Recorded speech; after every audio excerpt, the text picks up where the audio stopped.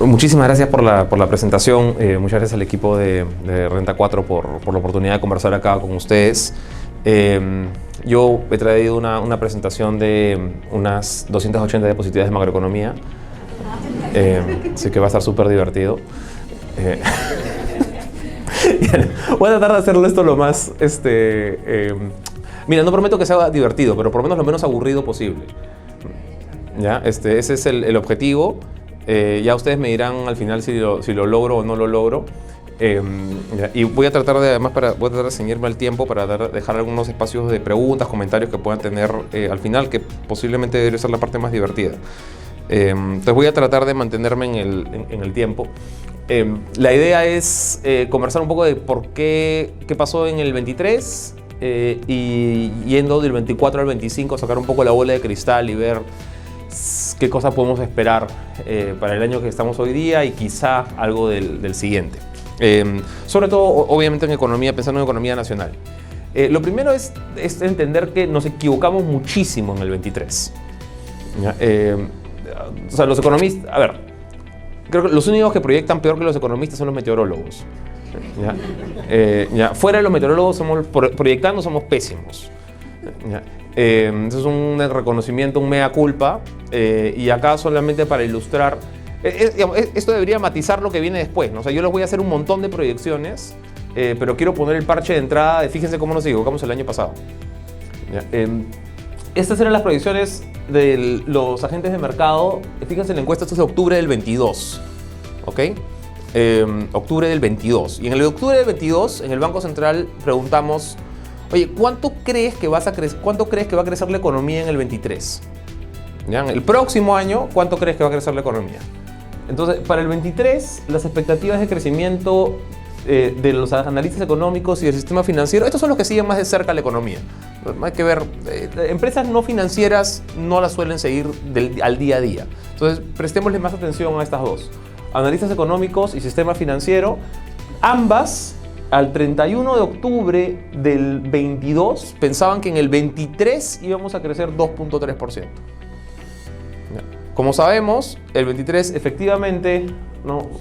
Ya a diciembre del 23, cuando se le hacía la misma pregunta, ¿cuánto crees que va a cerrar el 23? Ya ha transcurrido casi todo el 23, estábamos ya en negativo, ¿no? Analistas económicos, menos 0.5, que es efectivamente lo que terminó sucediendo, ¿no? Menos 0.55. Entonces, aquí hay una distancia de más o menos 3 puntos porcentuales, que son más o menos 30.000 millones de soles, ¿ya? Que esperábamos producir, que se esperaba que el Perú produzca en el 23 y que efectivamente no se produjeron. Entonces, hubo mucho error en el cálculo del 23. No sé si en sus respectivas empresas cómo ha ido en balance versus lo proyectado, que llegaron a cumplir o no. Pero acá yo creo que las fuentes fueron principalmente el clima, ¿no? Que no esperábamos que fuera tan duro, sobre todo segundo y tercer trimestre. Protestas que nadie anticipaba en ese momento durante enero, febrero, parte de marzo. Tuvimos algo de componente de gripe aviar durante febrero. Y luego expectativas económicas en negativo, que creo que jugaron un mayor rol del que esperábamos durante el 23. Creo que todos esos componentes explican que el año pasado haya sido especialmente malo. Ahora, para ser justo con la administración anterior, creo que cualquier gobierno hubiera tenido un mal año en el 23. Podrías haber puesto al mejor ministro de Economía de la historia y al mejor presidente de la historia, y obviamente te hubiera ido mejor, ¿ya? Que lo que efectivamente sucedió. Te hubiera ido mejor que en el menos 0.55, ¿ya? Pero no te hubiera ido bien. En el 23 hubo muchos choques de afuera que ojalá esperamos ya no, afuera me refiero exógenos, que esperamos ya no se repitan en el 24.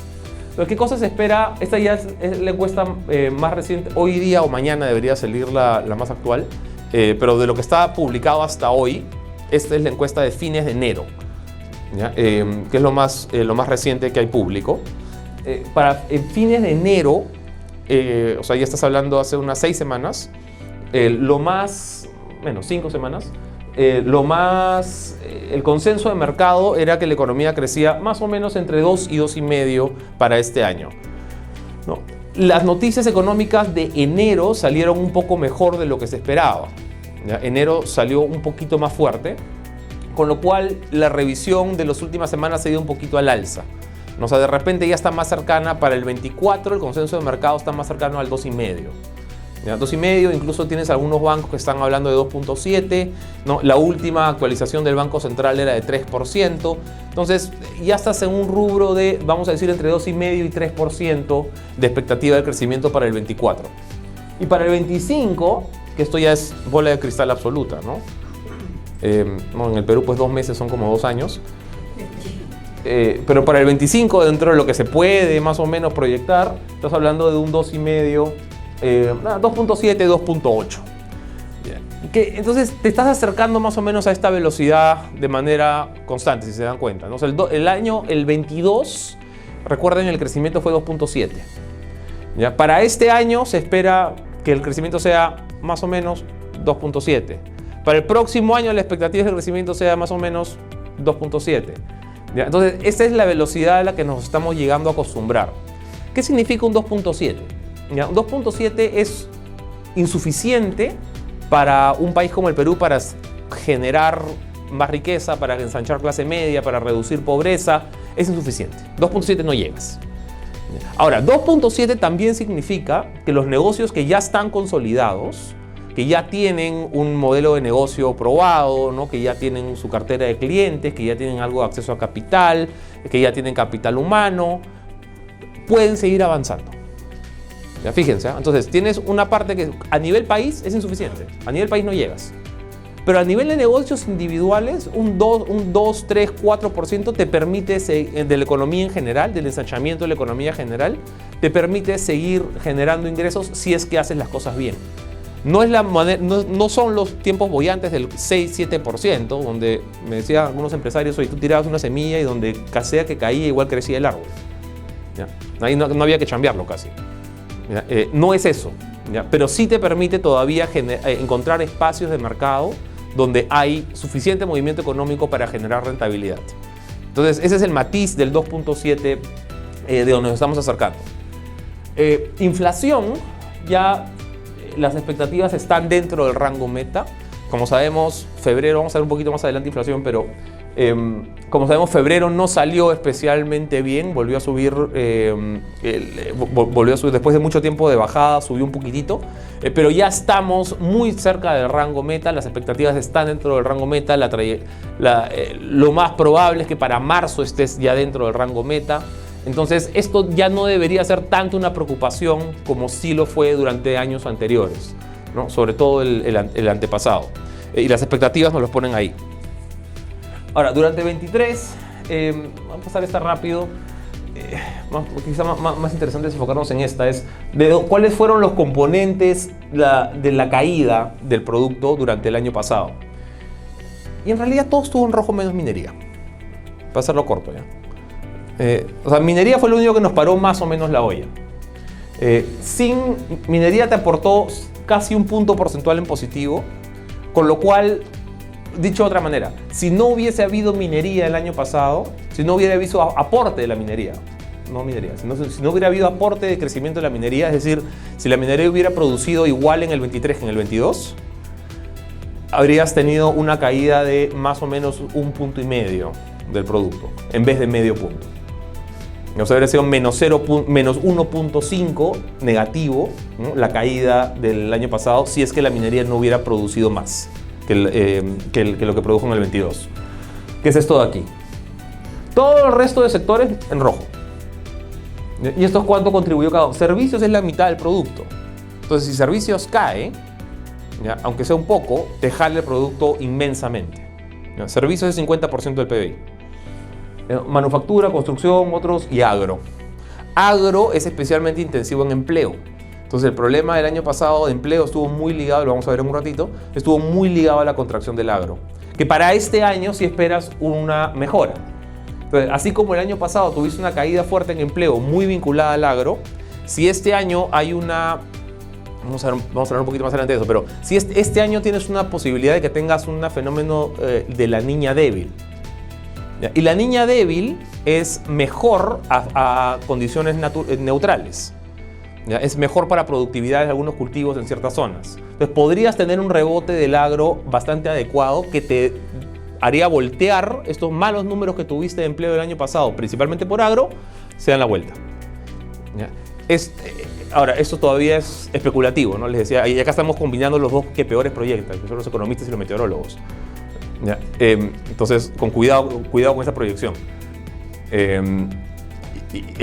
Pero esa es una expectativa razonable, ¿no? Que puedes tener una vuelta en agro justamente por unas mejores condiciones climáticas durante el año. Otra manera de descomponer la misma caída del 23 es ya no tanto por sectores económicos, sino por componentes de PIB por el lado del gasto. Entonces, el menor gasto privado fue lo que te marcó básicamente todo. Gasto privado es lo más importante. Y luego tuviste un pequeño componente de caída de inventarios. Sector público y exportaciones, esto muy ligado a minería, lógicamente.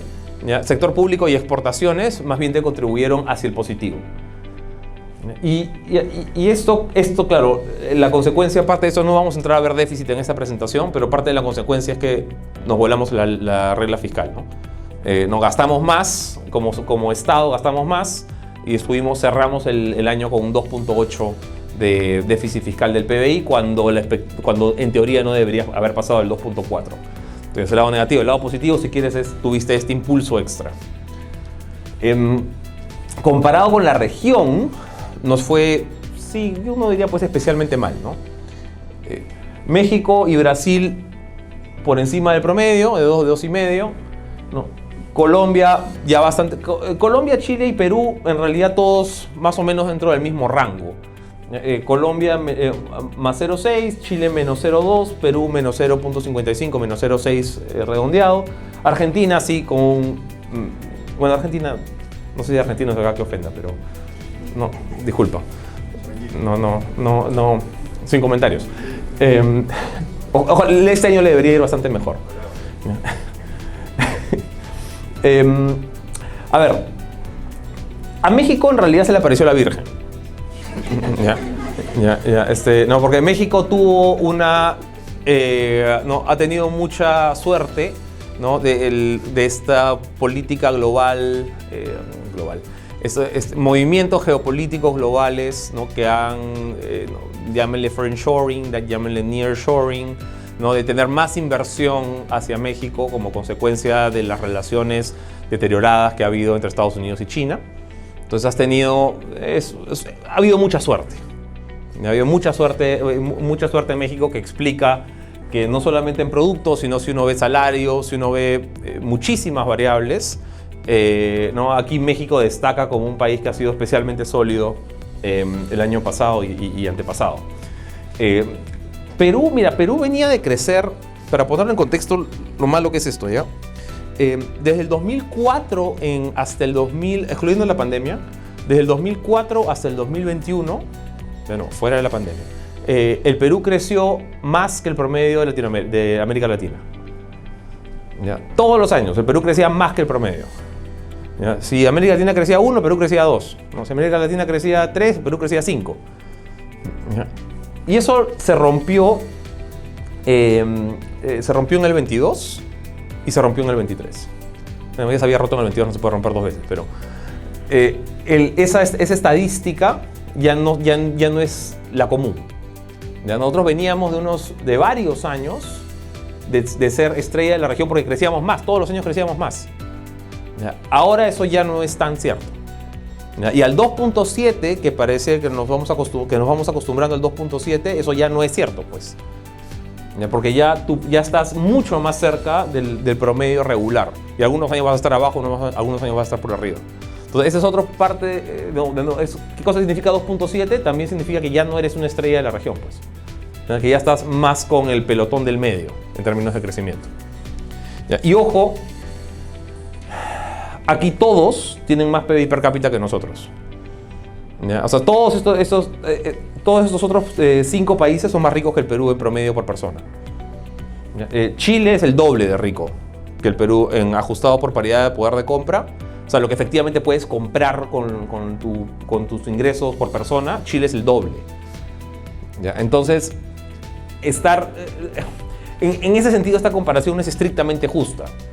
Porque tú deberías estar creciendo bastante más. Si eres la mitad de rico, deberías estar creciendo mucho más rápido que el otro. Y has perdido esa velocidad. Entonces, para hacer una comparación rápida, cuando Chile tenía nuestro nivel de per cápita, nuestro nivel de riqueza por habitante, más o menos ajustado por paridad de poder de compra, o sea, unos 13.000, 14.000 dólares por persona, eso era a mediados de los 90, en el 95. Dicho de otra manera, el chileno promedio era igual de rico que el peruano promedio de hoy, el chileno promedio lo era en el 95. ¿Ok? Dicho de otra manera. En esa década, Chile crecía el 5 o 6%. O sea, cuando el Chile era igual de rico que nosotros, crecía al doble de velocidad. Eso significa que nosotros deberíamos poder estar en condiciones, si quieres, no pues el doble de velocidad, pero crecer bastante más rápido. Porque venimos de más atrás. Entonces, acostumbrarnos al 2.7, 2.7 es mejor que el menos 0.55 del año pasado. Es lógico, pero no es suficiente. Deberíamos aprovechar este año, y acá quiero un comentario rápido, si quiero un poco más político, pero ojalá este año sea un año bien aburrido. Hace mucho tiempo que no tenemos un año aburrido en términos de político y económico. Que si no es el niño del año pasado, la lluvia, si no es el fenómeno, el intento de golpe de Estado del señor Castillo, es toda la presidencia del señor Castillo, el año anterior, el 21, fueron las elecciones, ¿no? El 20 fue la pandemia, ¿no? El 19, 18 fue toda la historia con el señor Merino, el señor Vizcarra, el señor Sagasti, bueno, el señor Sagasti un poquito después. Antes de eso tuviste pues todo el tema con el señor Kuczynski, la vacancia. No tenemos un año aburrido ¿desde cuándo? ¿Cuándo fue la última vez que nos aburrimos? ¿2015? No, porque el 16 ya fueron las elecciones. 2015. Y necesitamos un año aburrido en algún momento. Porque eso es lo que te permite tener algo de predictibilidad, te permite empezar a poner las bases para empezar a hacer alguna inversión, ¿no? O sea, ya el próximo año ya no va a ser aburrido, porque el próximo año ya es preelectoral. El próximo año, a finales del próximo año, ya empezó la campaña. Entonces, este año ya creo que es la oportunidad que tenemos para que ojalá tengamos el año aburrido. Entonces, cuando digo el 24 para volver a creer, es casi que para volver a aburrirnos, ojalá. Pero no es... yo creo, y acá un comentario político rápido, o sea, creo que el ecosistema como está hoy día sí te permite pensar que podría ser el año aburrido. La elección de ayer del Congreso me parece adecuada, este cambio al Senado está bien. Creo que en general hay buenos motivos de optimismo para pensar que, a pesar de toda la historia de la Junta Nacional de Justicia y todo, creo que sí podemos aspirar a que este año sea algo de cimentación que nos permita, ojalá, que el 2025 no estar en este rango del 3%, sino estar, ojalá, más cerca pues del 3,5 al 4%. Pero eso va a depender del apetito que logramos despertar en los inversionistas sobre todo. ¿Cómo se ve por sectores las proyecciones al 24 y 25? Esto es siempre conviene hacer la aclaración de cuándo son estas proyecciones. Estas son de diciembre del año pasado. Nosotros tienen ya 2 meses y medio. En 2 semanas se publica la actualización de esto. Ya en 2 semanas se publica la actualización del reporte de inflación. Pero lo que tenemos hoy día, lo que está público hoy día es este de acá. Para el 24, ya olvidémonos del 23, ya fue. Ya para el 24, estas son las proyecciones del Banco Central: 3% de crecimiento 23, 3% de crecimiento, 3% de crecimiento del 24, 3% de crecimiento del 25. Si lo descompones por sectores, la gran mayoría rebota. Fíjate que tuvimos bastantes negativos aquí. Esta es la línea de cómo se cierra el 23. La gran mayoría rebota. Pesca tuvo un rebote importante, pero claro, después de la caída monstruosa de aquí.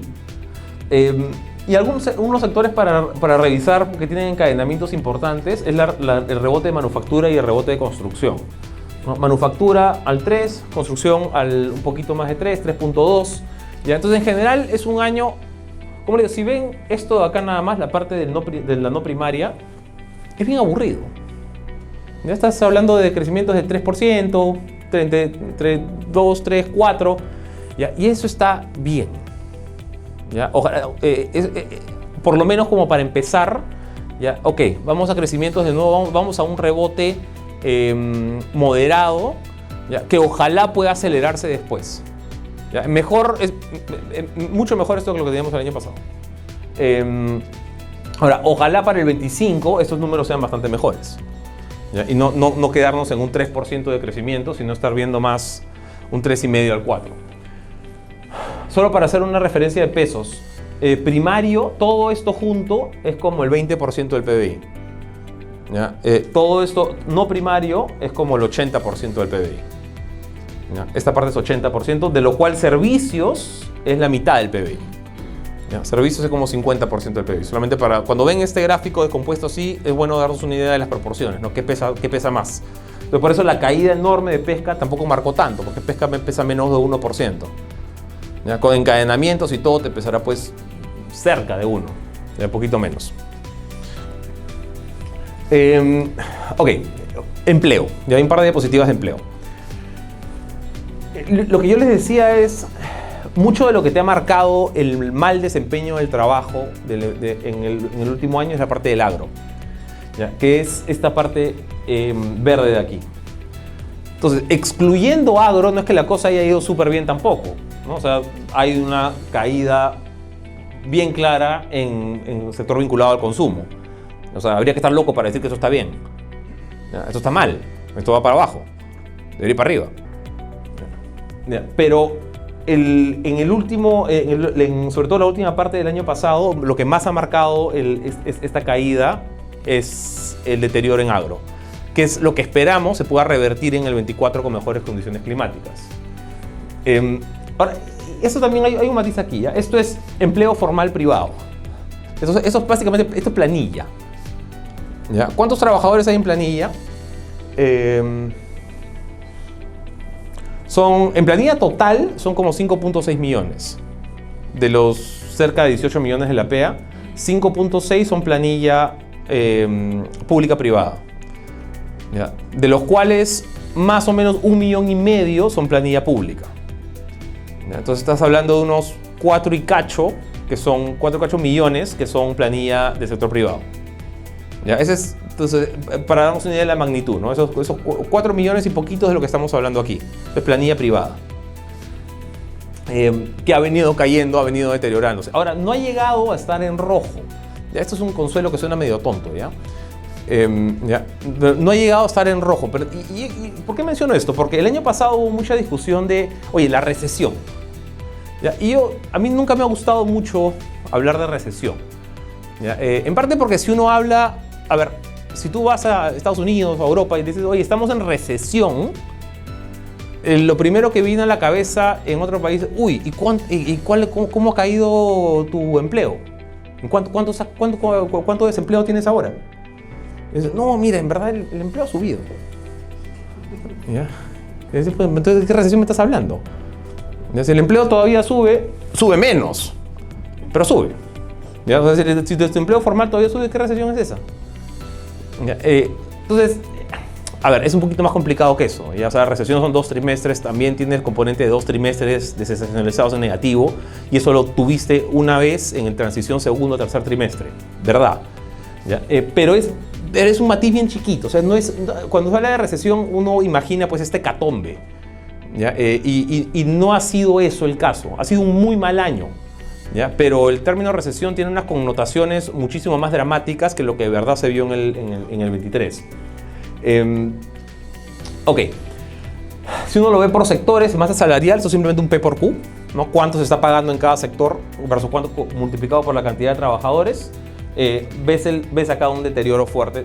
Aquí construcción y agro quizás son los que más deberían llamar la atención, porque son los que también son más intensivos, los que tienes una mayor cantidad de la construcción, agro y minería. Sí tienes una concentración de la PEA fuerte y tienes en caída. Ahora, empleo pero para Lima. Okay, lo anterior era todo planilla, Perú. Esto es solamente Lima en encuesta. Solamente Lima has tenido el mismo proceso de deterioro, O sea, también una caída pronunciada desde el 22. Y además acá lo que se mide extra, como que no lo tienes en planilla, en el registro de planilla, es una subida en el subempleo para Lima. Quizá más interesante todavía es ver ¿ya? Y a mí me interesa mucho la comparación con la línea amarilla, que es cuánto están ganando los trabajadores en real, o sea, en lo que realmente puedes comprar con la plata de tu bolsillo, fuera del efecto, por eso, o sea, contando el efecto de inflación, cuánto puedes comprar en reales versus el 19, ¿ya? No versus el año pasado, ¿ya? Sino versus el 19. ¿Ya?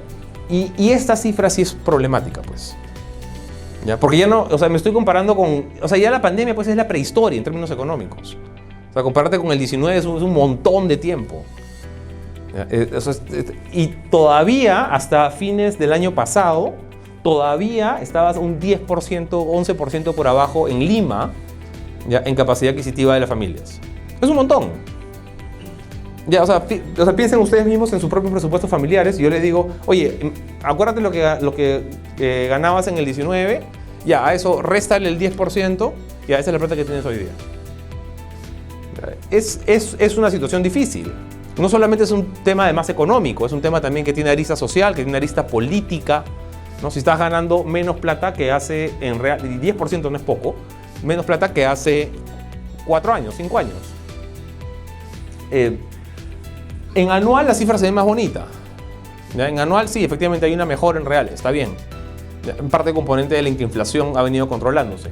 Pero esta acá es la que más a mí me molesta todavía. Y somos de los pocos países que estamos todavía en rojo. ¿Ya? México, por ejemplo, mencionabas, está volando aquí. Está mucho mejor que en el 19. Y el resto de países de la región están también en promedio por encima. Nosotros todavía estamos por abajo. Hubo buenas noticias hacia enero. Ya, enero fue un mes que sorprendió al alza en varios aspectos. Parece que febrero no tanto. Ya, o sea, las cifras adelantadas que hay hacia febrero no son tan buenas como las que teníamos en enero en varios sectores. Este es uno de los casos, ¿no? Sectores vinculados a la inversión, buen desempeño en enero. ¿Qué cosa está frenando las ventas? Cuando se les preguntó a las empresas en enero qué cosa está frenando las ventas, no debería sorprender. Lo principal es contracción de demanda, ¿no? Hay un poco menos demanda de lo que se anticipaba. La que sí me sorprendió es que esta quede segunda. Incertidumbre política todavía pesa, como por lo menos para las empresas, como un segundo factor que está frenando tus ventas durante el 24. ¿Ya? Entonces yo esperaría que, de nuevo, si esto es un año aburrido, ya que ojalá lo sea, esto ya empieza a ceder. ¿Ya? Y ya por lo menos este componente ya no lo deberías tener tan marcado. ¿Ya? Ojalá pueda ser el caso. Expectativas de contratación, esto sí es algo para también matizar un poco el optimismo, que es expectativas de contratación todavía no están en positivo, todavía no están esperando contratar fuerte. Y este es el número, es un indicador que hay que tomarlo con 2 granos de sal, ¿ya? Pero es interesante igual, que son el número de anuncios laborales en páginas web. ¿Ya? O sea, cuánto están anunciando las empresas que quieren contratar. Una caída que te registraste en enero. Ahora, muchas empresas en realidad lo que ha pasado es que han estado aguantando inversión durante los últimos meses, un poco por consecuencia de la incertidumbre política, un poco como consecuencia del fenómeno del Niño. ¿Ya? Entonces, en la medida en que esto se vaya levantando, ¿ya? Y que lleguemos marzo, abril, y vemos, oye, el fenómeno del Niño felizmente no causó tantos daños como se podía haber anticipado, ¿no? Y la cosa política parece más o menos calmada, esto tiene un potencial de invertirse.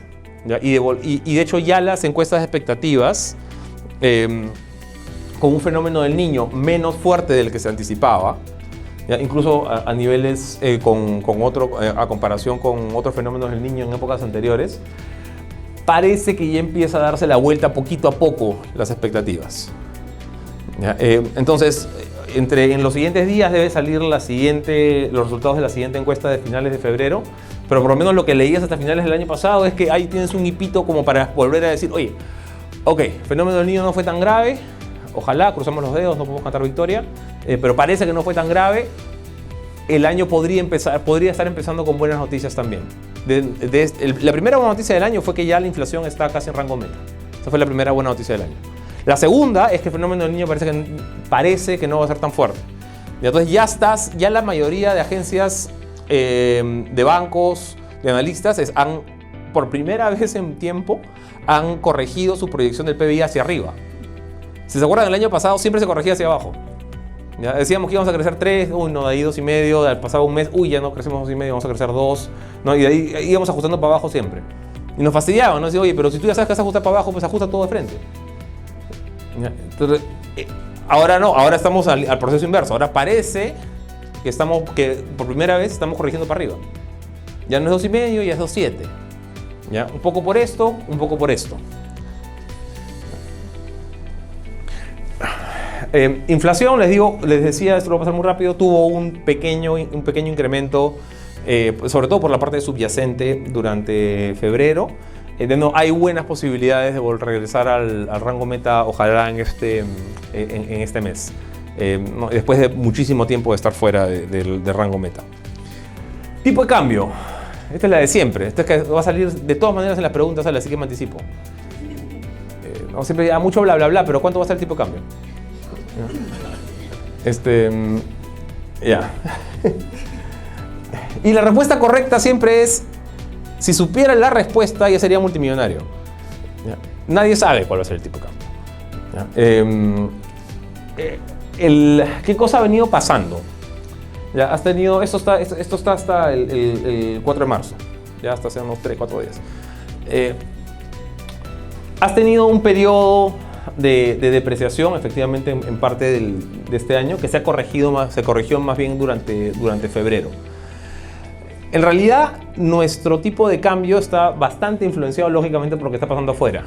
Y acá se hace una descomposición de más o menos cuáles son factores externos y cuáles son internos. O sea, qué cosa nos corresponde a nosotros, ¿no? Entrada de dólares acá, divisas acá, expectativa de tipo de cambio acá, versus qué cosa tienes afuera. ¿Ya? Y afuera me refiero principalmente a qué cosa va a hacer la FED. ¿Ya? Entonces, lo que ha venido pasando en el mundo es muy corto, estoy seguro que muchos de ustedes ya lo saben, pero había cierta expectativa de una reducción pequeña, pero había cierta expectativa de reducción de tasas en la reunión de marzo de la Reserva Federal. Eso ya no va a pasar. Luego tenías expectativas para la reunión del 1 de mayo, cada vez menos probable. ¿Ya? Luego las expectativas se fueron pasando para junio, ahora eso está en duda. Y entonces ya hay un consenso más de que entre junio y julio deberías poder tener la primera reducción de tasas en la FED. Pero eso es un montón de tiempo. Ya es un montón de tiempo con tasas relativamente altas. Eso hace obviamente que el dólar sea un poco más fuerte. Y eso explica parte de los movimientos en monedas durante los últimos meses. Ahora, eso también te apunta a que vas a tener un tiempo con un dólar fuerte. ¿Ya? Por lo menos se está pensando hasta la primera mitad del año. Cuando esto empieza y acá hay un pricing ya implícito acá, lógicamente, ¿no? Pero cuando esto empieza a ceder, de repente podría haber movimientos ojalá más hacia algún tipo de apreciación. Pero está por verse. En febrero, parte del efecto que tuviste es la oferta local por regularización de impuesto a la renta. Parte de lo que te explica es el componente amarillo del gráfico. Comparado con otros países, y acá mira, acá un segundo argumento de por qué lo aburrido es bueno, ¿ya? El Perú es increíblemente aburrido en tipo de cambio. ¿Ya? Y eso está muy bien. Ya tienes estabilidad de tipo de cambio. ¿Ya? Quizá más obvio es verlo en esta. Esta es la volatilidad del tipo de cambio. O sea, no es el nivel del tipo de cambio, sino es cuánto cambia. Redundante, cuánto cambia el tipo de cambio. ¿Ya? Mientras más abajo estés, o sea, si estuvieras plano en esta línea de cero, si estuvieras plano es que tienes tipo de cambio fijo. No cambia nada. Ya está anclado al dólar. ¿Ya? Si estuvieras arriba, es que... No voy a hacer ninguna referencia. Es que tiene mucha volatilidad de tipo de cambio. ¿Ya? Es que cambia mucho. ¿Ya? O sea, claro, necesitaríamos un tercer piso, ¿no? El Perú está bien abajo, que significa, o sea, el nivel de variación que tienes en el tipo de cambio regular desde enero del año pasado, en verdad es poco. Y puedes extender esta serie 20 años si quieres. ¿Ya? Y el Perú sigue estando por acá. ¿Ya? O sea, pues claro, aquí cuando el tipo de cambio se deprecia 3%, 4%, pues es portada de gestión. ¿Ya? Si el tipo de cambio se deprecia 3 o 4% en otros países, es un martes. O sea, no pasó nada. ¿Ya? Entonces, y más o menos esa trayectoria la pueden ver también jugando durante el año pasado y el resto. O sea, en realidad no hay una variación suficiente, tan fuerte como para generar preocupación, solo que acá estamos, no sé si bien o mal acostumbrados, como quieran decirle, a tener un tipo de cambio muy estable. Entonces, claro, fluctúa un poco y al toque prendemos las alarmas. ¿No? Pero en un contexto de que somos una economía chica, abierta, con libre transacción, libre movimiento de capitales, sin mayores controles, en verdad tener un tipo de cambio tan estable es particularmente bueno. ¿Qué cosa se proyecta para el tipo de cambio?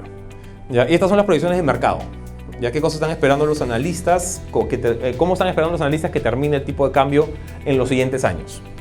¿Ya? El 2024 se espera que cierre el año la encuesta que cerró al 31 de enero, que es la última disponible, los analistas esperaban que se cierre el 24 en 3.75. Y esperaban que cierre el 25 en 3.80. Ya, ahora, esto es Nostradamus. ¿Ya? O sea, anticipar el tipo de cambio, algún horizonte de proyección tienes que tener, ya, algún supuesto tienes que usar. ¿Ya? Pero claro, anticipar tipo de cambio a un mes es difícil, o sea, anticiparlo al cierre del 25 es imposible. ¿Ya? Pero como algo tienes que usar, aquí porque tienes que hacer un planeamiento financiero, como algo tienes que usar, esto es lo que están usando, eso es lo que se está usando el consenso. 3.75 al cierre del 24, 3.80 cierre del 25, en el sistema financiero cierre de 24, 3.80, sistema financiero 3.79. Como digo, aburridísimo. ¿Ya? Pero esto es bueno, de nuevo, esto es bueno. ¿Ya? Porque eso te anticipa, o sea, eso te significa que por lo menos no debería haber presiones depreciatorias del tipo de cambio a partir de expectativas. ¿Ya? Las expectativas están ancladas en tipo de cambio. ¿Ya? Y así como es bueno que esto suceda en inflación, es muy bueno que suceda en tipo de cambio también. ¿Ya? Que tengas expectativas ancladas con un tipo de cambio que no esperas depreciación. Porque acá hay mucho de profecía autocumplida, ¿no? Si tú esperas que esto se deprecie mucho, efectivamente vendes ahorita, se va a depreciar más. Mercado financiero. Estoy justo en los 40 minutos, voy a avanzar un poquito más rápido. Después del incremento enorme en la cartera del consumo, esto ha venido cayendo. Cayendo en el sentido de avanzando menos rápido, ¿no? Las tasas de crecimiento han sido menores, pero claro, venían de tasas de crecimiento en la cartera de consumo de más de 20% interanual, o sea, absolutamente insostenible. ¿No? Y esta expansión también se ha traducido en algún deterioro en cartera, ¿no? O sea, índices de morosidad un poquito más altos, ¿no? Utilización de líneas de crédito un poco más arriba. Entonces, esto se tenía que corregir y ya se ha venido corrigiendo. En esta corrección, has visto también que en total el saldo de crédito como porcentaje del producto está un poco más abajo del promedio que habíamos tenido ya antes de la pandemia. Es decir, la penetración total de tu sistema financiero está un poco por abajo de lo que tiene. Esto de acá, para darnos una referencia, Chile es el doble, más o menos. ¿Ya? Pero en el resto de países de la región no es tan distinto de nosotros. ¿Cómo han cambiado las tasas? ¿Cómo han ido cambiando las tasas en un plazo relativamente corto? Lo que has visto durante el año pasado y los últimos meses es que las tasas de corporativas grandes y algo de hipotecarias han ido cayendo. ¿Ya? En línea con una caída también de la tasa de referencia del Banco Central. ¿Ya? O sea, corporativas grandes. El resto, sin embargo, medianas en el contexto de todo el año pasado ha ido cayendo, si ves solamente en los últimos meses ha subido. Pero en este grupo de acá, sobre todo, pequeñas, consumo y micro, sí has tenido un incremento. ¿Ya? O sea, a pesar de que la tasa del Banco Central ha ido bajando, pequeñas, consumo y micro has tenido un incremento en tasa. ¿Por qué? Porque no depende tanto de esta de aquí, pues no depende tanto de la tasa de política del banco.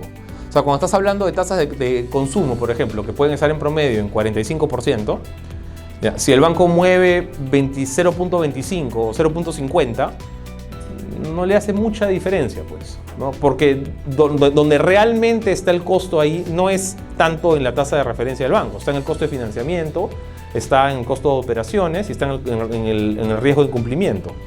Ya, si el riesgo de cumplimiento ha subido, ¿no? Es porque te estás viendo que la cartera no está tan bien. Si el riesgo de incumplimiento ha subido, lo más probable es que tengas que ajustar la tasa también. Entonces, y eso es lo que se ha visto reflejado en este espacio de aquí, de pequeñas, consumo y micro, ¿no? Y por eso que no han respondido tanto, no responden tanto en general a la tasa de política del banco, que está más ligada a respuestas en corporativo y grandes. Porque claro, ahí sí, ¿no? Si tú estás con una tasa de 5 o 6% y la tasa de referencia cambia en 0.25 o 0.50, ya, ahí sí ves un cambio proporcionalmente importante. Y eso es un pequeño zoom al mercado de crédito hipotecario, ¿no? Con tasas que han ido también un poco a la baja, y eso debería haber reactivado en parte el apetito por volver a tomar algunos créditos. Resto del mundo pasó muy rápido. No debería... A ver, tienes dos guerras simultáneas importantes, ¿no? Tienes el tema con Israel, tienes el tema en Ucrania. No, lógicamente, ahí no se sabe qué cosa va a pasar. ¿Ya? Es imposible de predecir. Entonces tienes ese riesgo latente. Ya. Dicho eso, ya, en general deberías tener un 24, es imposible anticiparse cuáles van a ser las sorpresas, ya, pero se espera que esto sea, dicho lo de las guerras, que pueda ser un año relativamente calmo fuera de esto, con un crecimiento global del orden de 2.7 y 3% el próximo año. Ya, de nuevo, un poquito como haciendo referencia a este mágico 2.7, no es súper, pero te permite seguir haciendo negocio. La gran diferencia con lo que habías tenido en años anteriores es China. No, China que si recuerdan crecía pues 9-10% como caminando, no, ahora ya está a la mitad. Ya, ahora la tasa de crecimiento de China ya son en el orden del 4,5 al 5%. Ya, felizmente esto ha sido, nos golpea en un momento en el que también hay una transición energética, ¿no? Con lo cual uno de los principales canales de impacto de una ralentización china es la caída del precio del cobre. Pero esto se compensa con una demanda agregada por la transición. Entonces sigues teniendo un precio del cobre atractivo, ¿no? 3.7, 3.8 la libra, ¿no? Que perfectamente tienes bancos de inversión que piensan que podría cerrar el año más cerca de los 4.3, 4.5, que son precios espectaculares para el Perú, ¿ya? Espectaculares. ¿Ya? Entonces, si bien China no tiene la misma velocidad, y eso te debería empujar el cobre para abajo, ha venido un momento ha venido esta ralentización en el contexto de transición energética que te empuja a cobre para arriba. ¿Ya? Y quizá este segundo componente puede ser incluso más fuerte, ¿ya? Con una China que todavía está creciendo 4,5 a 5. Si eso sucede y el cobre efectivamente se va a 4.5, esos son precios pues para nosotros súper buenos, ¿ya? Que va a tener impacto sobre tipo de cambio, que va a tener impacto sobre recaudación. No, ojalá podamos llegar ahí. No está fuera de lo posible. No es a lo que está cotizando hoy día los futuros. Ya los futuros están más cerca de 3.8 al cierre del año. Pero sí es algo que varios bancos de inversión están viendo como algo probable para cierre de este año o para el siguiente. Y lo otro que debería jugar durante el 24 importante a nivel global es que los bancos centrales de las economías desarrolladas empezando a pensar en bajar, fíjense el fraseo, empezando a pensar en bajar sus políticas, sus tasas de referencia. ¿Ya? Ahorita, justo antes de venir, estaba viendo que el Banco Europeo las mantuvo. ¿Ya? Eso significa que no están del todo convencidos de que ya se ganó la inflación, ¿no? Todavía hay un espacio. ¿Ya? Estados Unidos, mencionábamos un ratito, ya no va a ser para marzo, abril, mayo, sino más probable para junio, julio. ¿ya? Pero la expectativa es que empiecen a bajar, ¿ya? Y eso debería ayudar a reactivar parte del consumo, parte de la inversión, sobre todo pensando en la segunda mitad del 24. ¿Qué puedo decir de esto? Bueno, a ver, creo que es inevitable que tenemos un contexto político difícil. O sea, no es una sorpresa, ¿no? ¿Ya? Y el problema está más pensando en el 26 en realidad. O sea, yo creo que ya el 24 decía ojalá sea un año aburrido, el 25 por lo menos la primera mitad, ojalá. Pensando en el segunda mitad del 25 y del 26 ya empieza campaña electoral en serio. Y más allá de Castillo o no Castillo, en realidad el riesgo es que, claro, que termines teniendo un proceso similar al que tuvo Bolivia, por ejemplo, antes de la entrada del señor Evo Morales, donde tuviste también una seguidilla de presidentes, ¿no? Que terminas con un perfil un poco más autocrático, como el señor Morales. ¿No? O lo mismo en Ecuador, ¿no? Que el momento precedente de Correa, ¿no? O sea, tuviste también una seguidilla de presidentes, ¿no? Que desemboca el proceso en un señor Correa, ¿ya? Cuyas figuras pues se perpetran, no se mantienen a través de los ciclos políticos.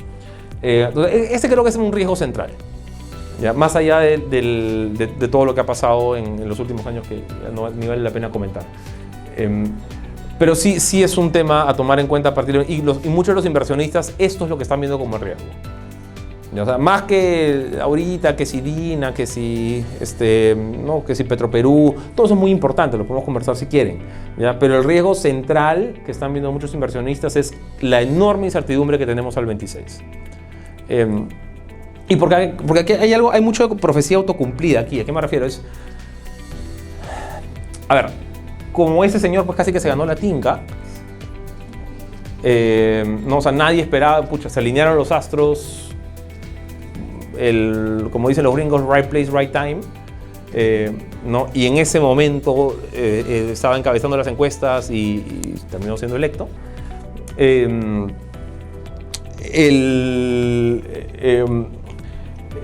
No salen las encuestas hasta una semana antes. Pero en ese momento, esa semana, estuvo, pasaban de repente 2 semanas más y ya no estaba, ¿ya? Pero suerte, ¿ya? Y así es la vida. Pero entonces, como si la expectativa es, si él tuvo suerte, ¿por qué yo no? ¿Ya? O sea, yo también me puedo ganar la tinca, ¿ya? ¿No? Y si todo el mundo piensa eso, ¿no? Entonces terminas teniendo 35 candidatos, ¿ya? Entonces ahorita tienes 25 ya inscritos, tienes creo que 13 más en proceso de inscripción. Imaginemos que hay algunas alianzas, o que algunos pues lo inhabiliten, ¿no? Como es normal. Ya terminas con 25 a 30, ¿ya? 25 a 30 candidatos, ¿ya? ¿Por qué? Porque este fue el mal ejemplo, pues. O sea, oye, si él puede, yo también puedo, pues, ¿ya? Ese es el... ¿Y qué cosa es lo que pasa cuando tienes una cancha tan partida? Que efectivamente puedes pasar a segunda vuelta con un 8%, ¿ya? Entonces medio que se cumple, o sea, justamente porque más gente cree que se puede sacar la tinca, hace más posible que alguien con 8% pase a segunda vuelta, porque la cancha se parte más, ¿ya? Entonces ahora, si efectivamente pasa alguien con 8%, por invertir cualquier número, 7, 9, 10, a segunda vuelta, en verdad es bien impredecible quién puede ser, ¿ya? Porque en un momento pues, determinado de coyuntura política, realmente casi cualquiera podría sacar 8 o 9%.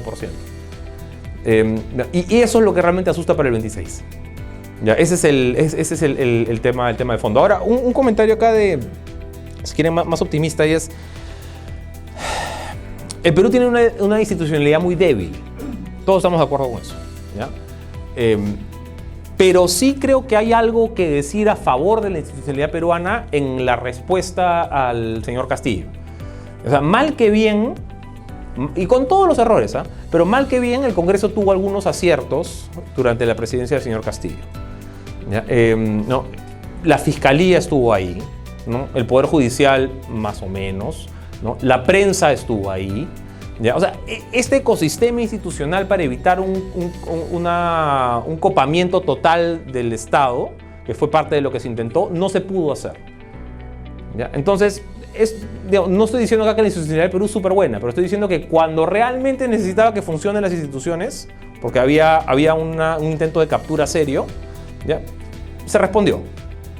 ¿Ya? Entonces, y creo que eso es algo que no se dice mucho, pero sí vale la pena por lo menos tenerlo en mente cuando se habla hoy. La súper débil institucionalidad peruana es, mira, esa señora estuvo en la presidencia, y más allá de sus habilidades o no personales, hubo una respuesta de parte del resto de la institucionalidad nacional. Cierro con esto.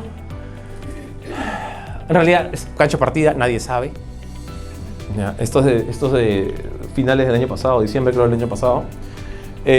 Y un poquito de, no sé si decirle optimismo, pero de análisis sobre cuando se le pregunta a la gente por qué ha fallado el modelo económico. Primero, yo no estoy de acuerdo con la premisa.